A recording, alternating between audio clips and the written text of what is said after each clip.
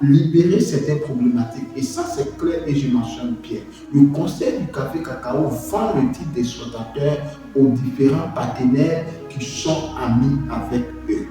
On a veut dire tout simplement que le Conseil café cacao vend la Côte d'Ivoire aux étrangers. La mamaille qui se trouve dans le secteur du cacao et les failles qui sont dans le système de pouvoir acquérir le titre d'exploitateur en Côte d'Ivoire, comme on le dit, si vous n'avez pas une connaissance ou si votre papa n'est pas président, vous ne pouvez pas devenir ministre, l'adage dit beaucoup. Y a-t-il des complots? Y a-t-il la mamaille pour l'obtention du titre d'exploitateur en Côte d'Ivoire? Et quels sont les blocages que ce système-là a mis en place afin de pouvoir écarter complètement les Ivoiriens? Comment devenir exportateur de cacao et à quel coût? Comment expliquer la hausse et la baisse du secteur du cacao? Je vais parler évidemment de la fixation des prix. Lorsqu'il y a de cela quelques mois, le prix du cacao acheté sur le marché national, et je vais parler précisément en Côte d'Ivoire, était de 2800, passant au-delà des 1000 voire 1200 francs affichés sur le plan national. Comment expliquer ce phénomène? Sachant très bien qu'il y a un secteur clé qui est censé réguler ce secteur de la filière du cacao. Nous allons parler du Conseil café cacao.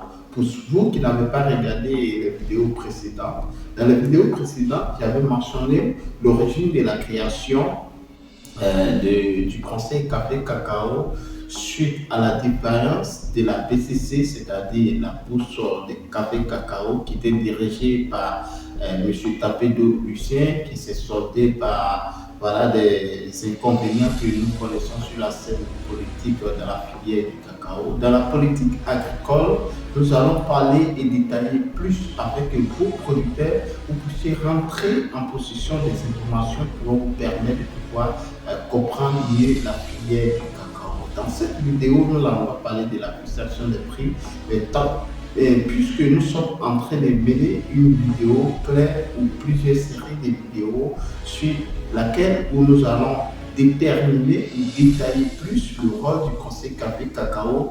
Donc moi perso, j'ai jugé que le Conseil du café cacao doit être dissous car selon moi ce conseil est rempli d'incompétences de la part du directeur général Koné Brahima. Pourquoi changer le monsieur Adjoumani pour un nouveau ministre? Est-ce que monsieur Adjoumani était incompétent? Peut-être loin de là, selon les attentes du gouvernement, mais le gouvernement a dû faire un remaniement. C'est dans ce même contexte que je propose à l'État de Côte d'Ivoire de faire un remaniement dans le secteur du cacao en enlevant, pourquoi pas, ou simplement en faisant face à cette situation, de dissoudre complètement le Conseil café cacao et de donner la parole aux producteurs afin de pouvoir fixer les prix. Alors, nous avons parlé du rôle du Conseil café cacao, donc les vidéos sont dans la page, n'hésitez pas à rentrer afin de pouvoir écouter et de mieux écouter la suite. Dans cette vidéo, principalement, nous allons parler surtout pour vous qui voulez vous lancer dans le secteur du cacao, comment devenir exportateur de cacao et à quel coût. Le Conseil café cacao vend-il le droit d'exportateur à n'importe qui? Dans cette vidéo, nous serons un peu plus piquants, mais c'est la vérité. La vérité fait mal, la vérité rougit les yeux, mais ne les casse pas, comme on le dit en Côte d'Ivoire. Alors, comment expliquer que dans un État conscient régi par des ordres, pour pouvoir avoir le titre d'exportateur, il nous faut la dent du lion? Loin de là, essaye de pouvoir un peu paraphraser dans cette vidéo. Nous avons vu avec les tensions géopolitiques sur la scène internationale, je vais parler des États-Unis d'Amérique. Lorsque M. Donald Trump est arrivé au pouvoir, il a essayé de prioriser d'abord les Américains en faisant sortir la phrase magique American First. American First n'est pas synonyme de racisme. American First n'est pas synonyme de je ne veux plus d'étrangers sur notre sol. American First consiste à prioriser les Américains dans tous les secteurs. J'ai fait une comparaison du côté de la Tanzanie en Afrique de l'Est, je vais parler précisément d'autres pays, ont essayé de pouvoir réserver des secteurs stratégiques, des secteurs clés aux nationaux. Et ces secteurs-là sont complètement interdits à tout étranger de pouvoir exercer dans ce domaine. C'est dans le cadre que j'ai eu pour moi à proposer, selon moi, ne serait-il pas mieux de réserver le secteur du cacao sur toute la chaîne des valeurs de commercialisation aux nationaux et cela va permettre au gouvernement de pouvoir engendrer plus de bénéfices. Pour pouvoir mieux comprendre cela, nous allons en parler dans cette vidéo. Et c'est dans l'optique de pouvoir réserver ce secteur aux nationaux. Je vais parler des Ivoiriens de souche pure. Je ne vais pas parler des Ivoiriens naturalisés, des étrangers naturalisés qui pourront exercer. Mais si vous êtes de père, de mère ivoirien, vous avez la possibilité de pouvoir entrer en possession et d'être éligible à l'obtention du titre d'exploitateur de cacao.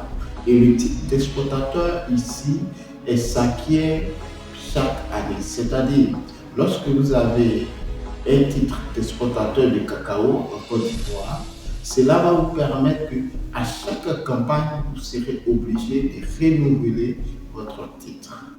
J'avais parlé du système du café cacao qui était à l'époque de la BCC, était plus en communion avec les producteurs, avec les acteurs dans le cacao, mais qui, avec le remaniement en 2012, le Conseil Café Cacao, je vais parler du CCC, est un peu plus bureaucrate, un peu plus administratif et centralisé dans les bureaux, je vais parler, dont les prises de décision sont, à mon avis, tenues à l'écart des producteurs. Alors, pour pouvoir avoir ne serait-ce que le type d'exploitateur, tenez-vous bien. Selon les listings du Conseil Café Cacao, puisque jusqu'à présent, je n'ai même pas encore pu avoir accès, ou je dirais peut-être j'ai été complètement bloqué de la chaîne, je n'arrive pas à avoir accès complètement aux données. J'ai essayé d'appeler en vain selon le système de pouvoir répondre. Je n'ai pas eu gain de cause. C'est dans cette optique que je me suis tourné vers d'autres sites de recherche. Et voilà, vous savez, avec une nouvelle technologie, j'ai pu recorder quelques informations. Est-ce que je suis un exploitateur de cacao? Non, moi je ne suis pas un exploitateur de cacao. Mais avant de rentrer dans le vif du sujet et de pouvoir comprendre la mamaille qui se trouve dans le secteur du cacao et les failles qui sont dans le système de pouvoir acquérir le titre d'exploitateur en Côte d'Ivoire, comme on le dit, si vous n'avez pas une connaissance ou si votre papa n'est pas président, vous ne pouvez pas devenir ministre, l'adage dit beaucoup. Y a-t-il des complots? Y a-t-il la mamaille pour l'obtention du titre d'exploitateur en Côte d'Ivoire? Et quels sont les blocages que ce système-là a mis en place afin de pouvoir écarter complètement les Ivoiriens de la scène, afin de pouvoir octroyer ces titres aux étrangers, qui d'ailleurs pour moi est la base de tout blocage lors de la fixation des prix du cacao. Si un natif détient le titre d'exploitateur ou un citoyen lambda ivoirien puisse avoir le titre d'exploitateur en Côte d'Ivoire, cela va permettre au secteur d'être plus fluide, même en cas de la fixation des prix. Je vais parler de la petite traite et de la grande traite. Puisque je ne suis pas exploitateur de cacao, laissez-moi vous présenter et salut à tous, bienvenue sur Entrepreneuriat sans frontières. Pour vous qui ne me connaissez pas, je suis simplement Kwame Ferdinand, agripreneur, négociant de matières premières, spécialisés dans la culture pérenne, tels que le cacao, les noix de cajou, les palmiers à huile. Je suis également un négociant de céréales. Sur cette échelle, nous parlons de business, nous parlons d'investissement, nous parlons d'entrepreneuriat, surtout dans le domaine agricole. Nous parlons aussi de la politique agricole qui est très capitale, je dirais, pour le développement de la filière de l'agriculture en Afrique. Nous plongeons au cœur des paysans, producteurs de matières premières, afin de montrer leur quotidien, partager les cris de cœur et opter pour le développement de la communauté rurale en apportant notre expertise favorable à leur réussite, tout en se servant de mise en relation entre producteurs et acheteurs sur le marché national et international. Nous mettons l'accent sur l'éducation entrepreneuriale christocentrique sans tabou. Donc, si vous êtes en quête d'informations judicieuses et capitales pour le développement de vos business, soyez donc les bienvenus car cette chaîne est faite pour vous.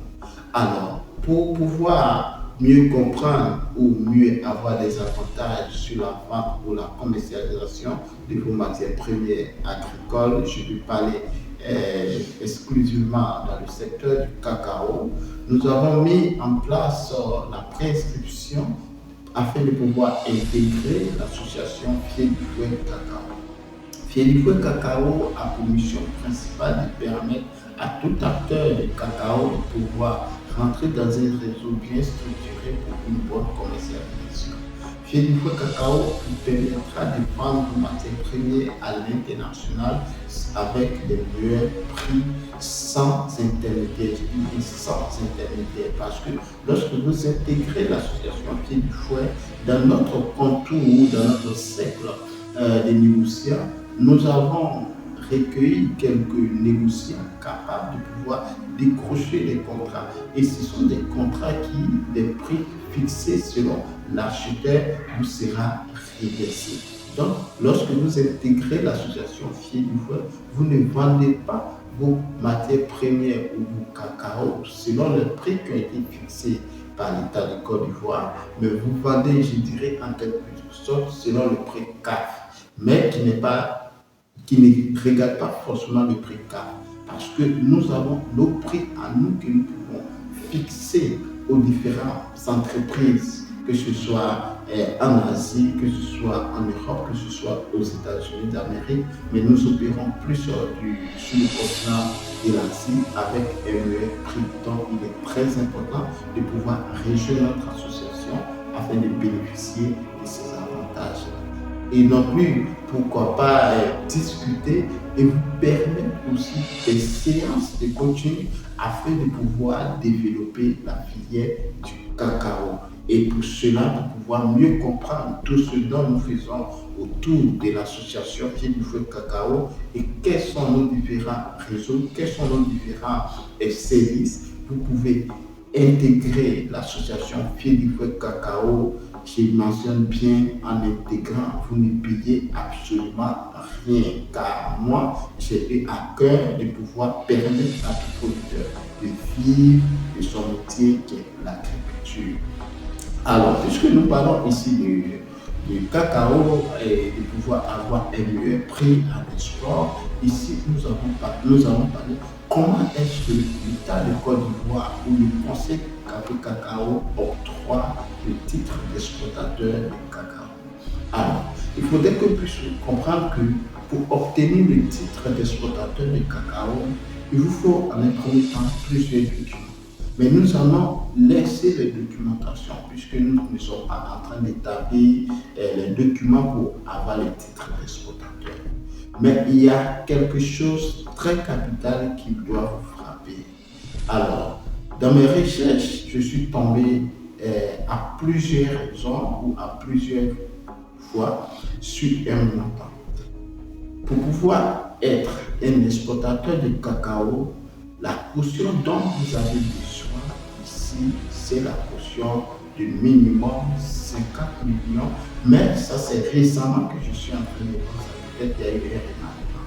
Mais lorsque tu crées plus en profondeur, la caution demandée par le Conseil Café Cacao est estimée à une caution de 300 millions de francs CFA.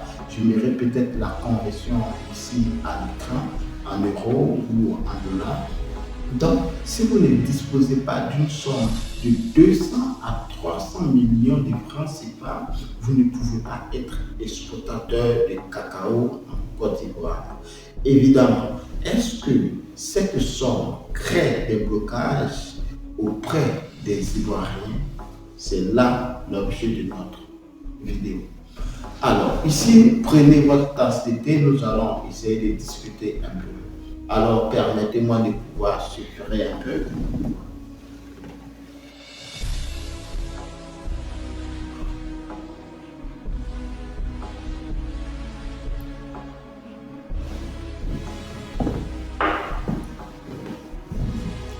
Alors, comment expliquer que dans un État où l'économie est basée sur l'agriculture, et lorsque le feu président Félix Houphouët-Boigny disait que l'économie de cette nation est basée sur l'agriculture, ou le développement de cette nation est basé sur l'agriculture tout simplement, fait allusion au café cacao, parce qu'à l'époque, le café cacao battait son plein fouet.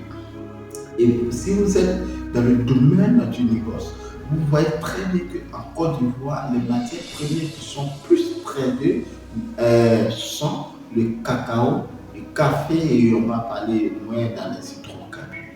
Mais l'État de Côte d'Ivoire avait misé gros sur le développement de la filière. L'État de Côte d'Ivoire avait misé gros sur le développement du café et cacao. Raison pour laquelle, lorsque nous avons connu plusieurs crises, et le président de la République a fait appel à son excellence, l'actuel président de la République, M. Alassane Ouattara, afin de pouvoir redresser l'économie. La base était la visite du président de l'actuel président, M. Alassane Ouattara, consistait à redresser l'économie du cacao, du café et autres secteurs d'activité. Mais à l'époque où le président venait, il y avait une forte crise dans les années 80-90 qui frappait à plein fouet le secteur du cacao. Il y a eu un bon redressement et par la suite, comme vous le savez, à chaque année, des problèmes survenaient, mais ce sont des problèmes mineurs dus à l'exploitation. À l'exploitation, pourquoi? Parce que depuis les années 80-90, l'exportation, si vous avez bien remarqué, l'exportation du cacao ivoirien dépendait des négociants étrangers. Lorsque nous parlons des négociants étrangers ici, nous allons parler des Barrick Cobalt, nous allons parler des KG, qui est plus connu en Côte d'Ivoire, nous allons parler de Nestlé, qui n'est pas caché non plus, nous allons parler aussi des Olam. Et donc, ces grands groupes agro-industriels sont installés en Côte d'Ivoire et plus de 80% de l'exportation des matières premières de la Côte d'Ivoire. Comment expliquer que ces grands groupes ont plus d'avantages et plus que nous, les natifs? Je tiens à mentionner, cette vidéo n'est pas dans le but de susciter la haine, mais ce sont des questionnements qu'il faut se poser.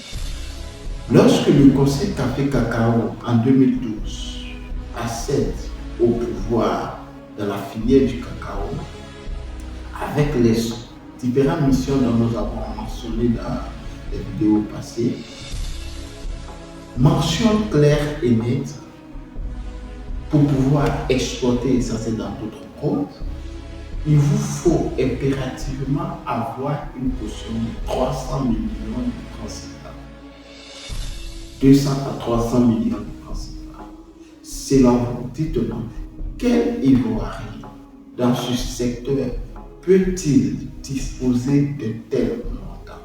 Cela veut dire que pour pouvoir être exportateur de cacao en Côte d'Ivoire, que vous soyez américain, que vous soyez de n'importe quelle nationalité et que vous avez de l'argent, vous pouvez acheter le cacao exporté exporter le cacao en Côte d'Ivoire.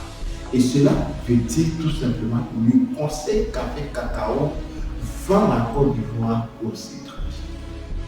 Nous avons mentionné des Libanais qui détenaient la majeure partie de l'économie ivoirienne.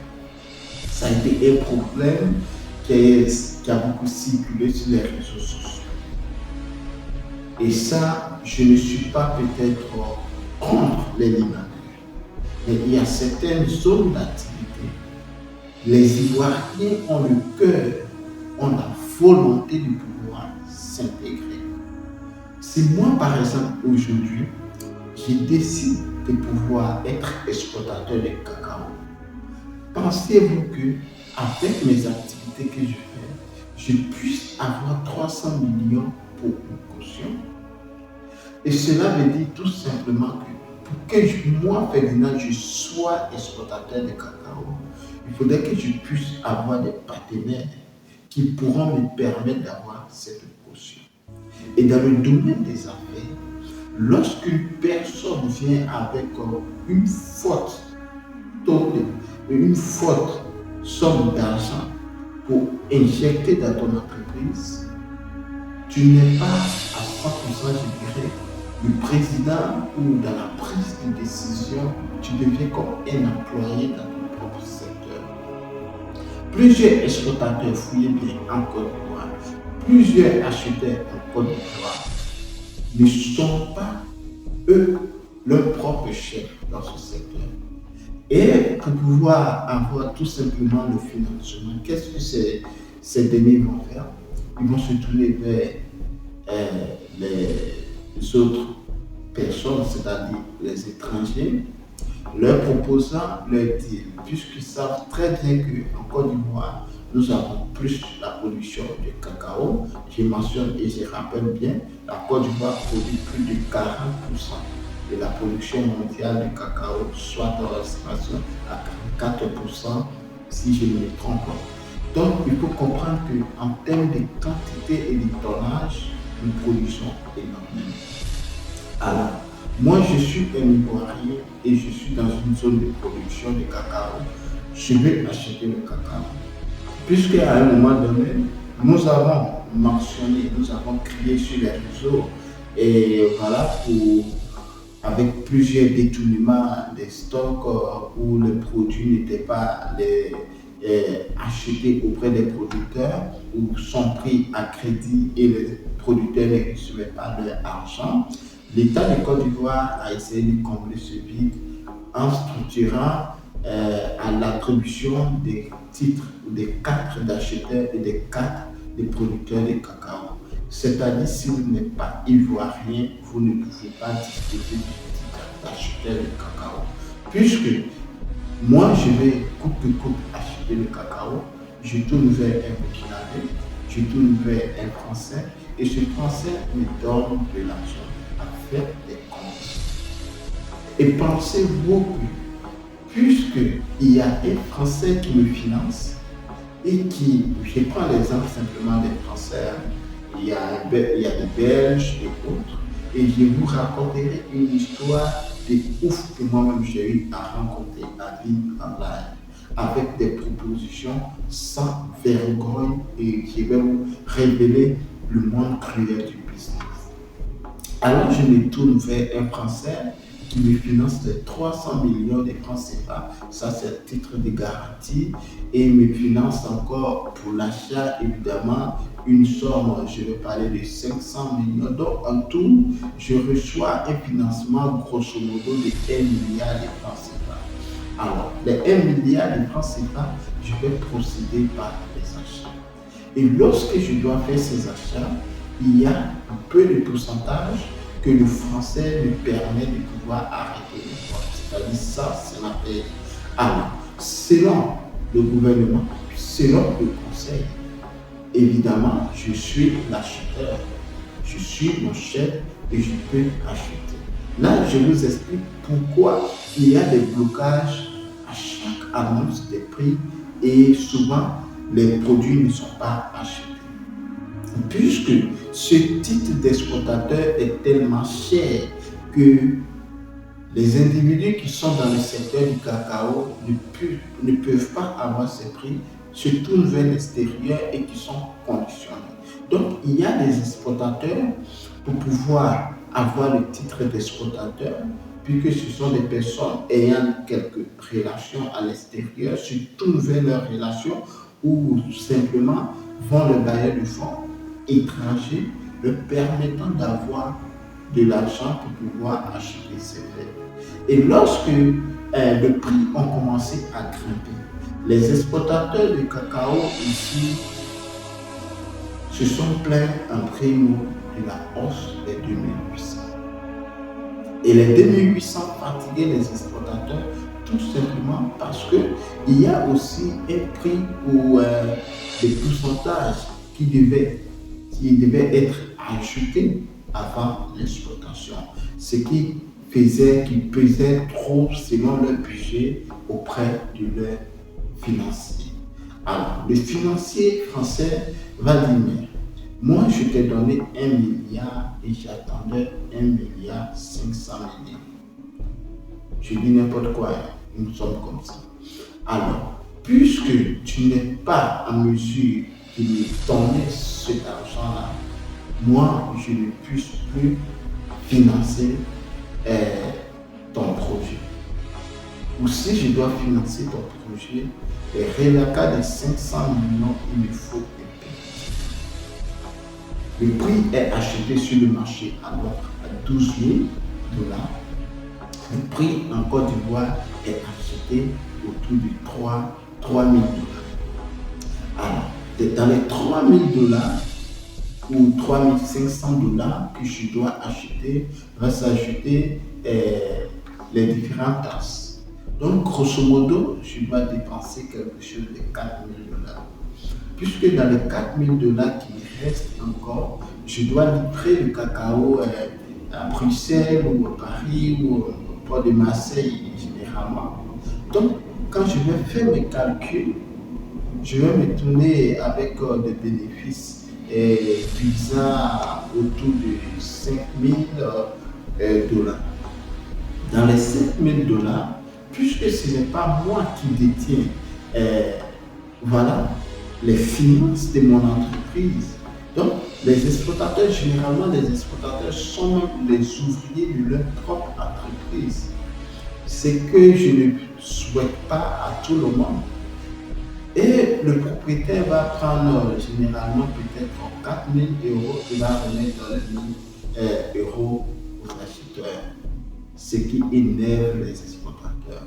Donc, ce prix ici, pour eux, est insignifiant avec tous les tralala, tout ce qui est comme bobo, les difficultés dans le travail qu'ils ont eu à accomplir. Mais on n'en veut pas le français qui a financé l'activité, parce que lors du financement de cet argent, laissez-moi vous dire que ce ne sont pas des accords signés sur noir sur blanc. Parce que légalement, ils ne peuvent pas être acheteurs de cacao. Donc, ils vont contourner par des voies, soit disant que la personne a levé des fonds. Mais il y a des accords qui sont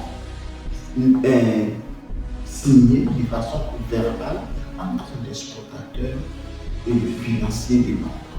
Donc, le financier de l'ombre ici ne veut pas savoir de la crise. Le financier de l'ombre ici ne veut pas savoir pourquoi tu n'arrives pas à vendre le cacao. Le financier de l'ombre ici ne cherche pas à compliquer ou les difficultés que toi tu rencontres. Ce qu'il sait, c'est son argent.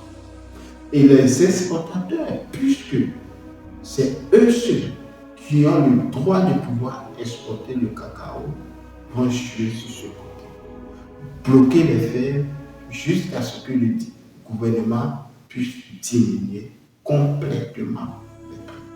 Je vais parler ici, les exportateurs des grands groupes ne sont pas cause de la baisse des prix.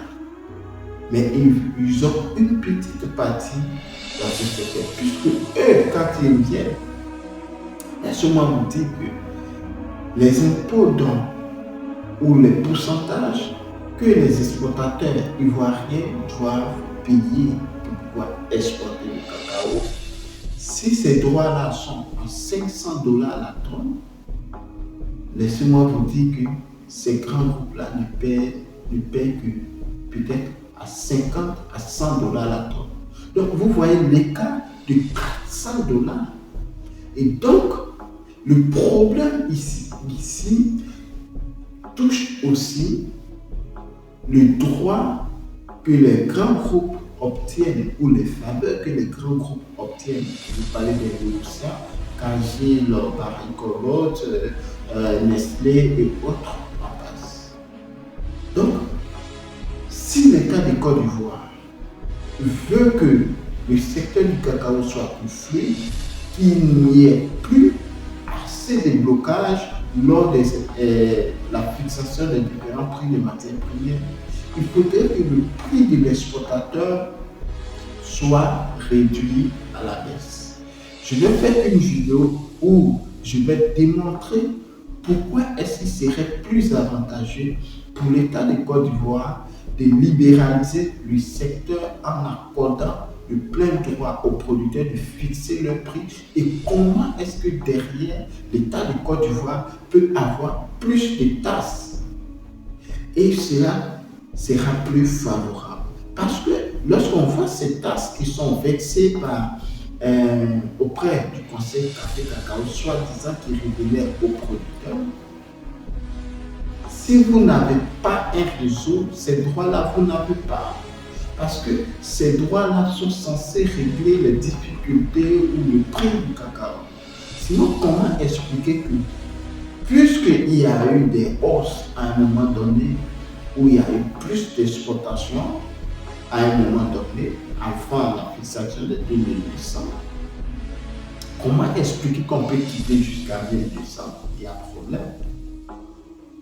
Donc, bannir complètement le Conseil Café Cacao va permettre que l'État puisse mettre en place des structures capables de permettre à tout Ivoirien de souche de pouvoir établir les documents qu'il faut et de pouvoir exporter son cacao.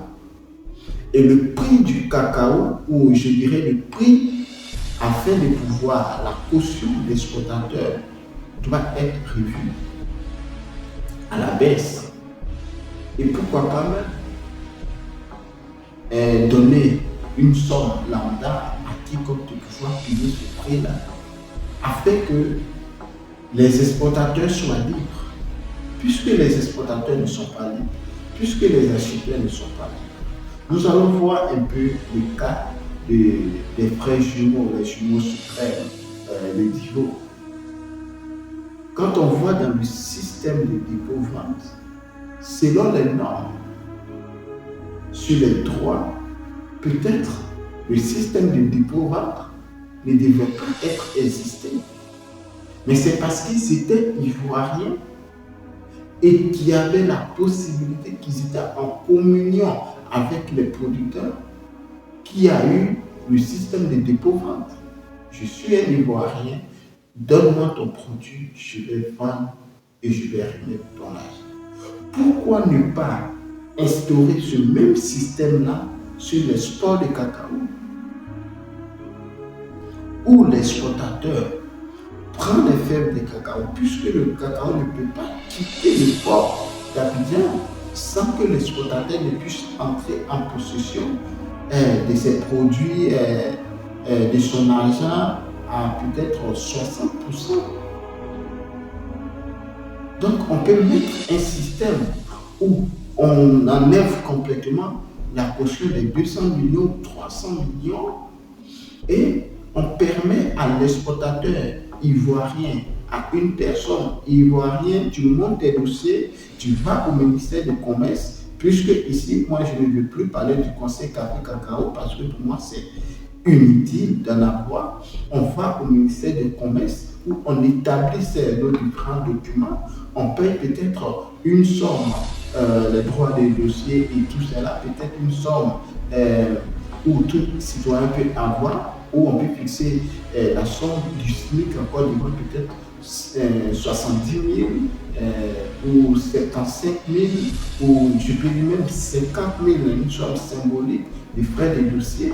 Et lorsque vous avez cela, c'est un titre qui va vous permettre de pouvoir exercer pendant 5 ans renouvelable et vous payez les tasses comme tout le monde. Et concernant les tasses, nous devons voir aussi ce secteur. Parce que plus les tasses sont élevées, les Ivoiriens ont du mal à pouvoir s'épanouir dans ce secteur. Quand vous voyez le système des tasses, quand les grands groupes agro-industriels dont je suis en train de parler viennent ici, où sont des pourcentages, des taux en export de peut-être 5%, 2% à 5%, tandis que l'exportateur ivoirien doit payer quelque chose de, je dis n'importe quoi, 30 à 40%. Vous voyez l'énorme décalage qu'il y a.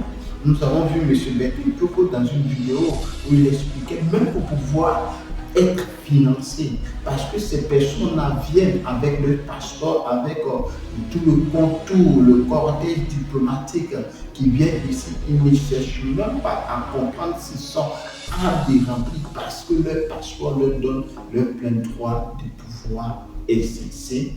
On les accorde des faveurs, on les accorde des crédits. Soyez un peu dans le protectionnisme économique, Monsieur le Président de la République. Ce n'est pas du racisme. Nous sommes une terre d'hospitalité. Cela ne veut pas dire que nous devons être des idiots. Alors, donnez la possibilité à tout Ivoirien de père et de mère de pouvoir exercer dans le secteur du cacao. Cela va permettre de pouvoir libérer certaines problématiques. Et ça, c'est clair et je mentionne bien. Le Conseil du café cacao vend le titre d'exploitateur aux différents partenaires qui sont amis avec eux. On a vu le président de l'ANAPROSI dit ici, le Conseil du café cacao donne le titre d'exploitateur à ses connaissances. Et puisque ces connaissances n'ont pas assez de moyens pour pouvoir acheter ce cacao, c'est ce qui explique le blocage. Et pour moi, le blocage est très simple. Si tout le monde a la capacité et il y a une concurrence dans ce secteur, une concurrence, je dirais, normale, qui d'ailleurs ne réussit pas aux finances, cela va permettre que le cacao du Côte d'Ivoire sera vendu très rapidement. Même si le prix sera acheté à moindre coût, les impôts vont permettre de pouvoir rembourser certains trous ou combler certains trous et les blocages seront de moins en moins.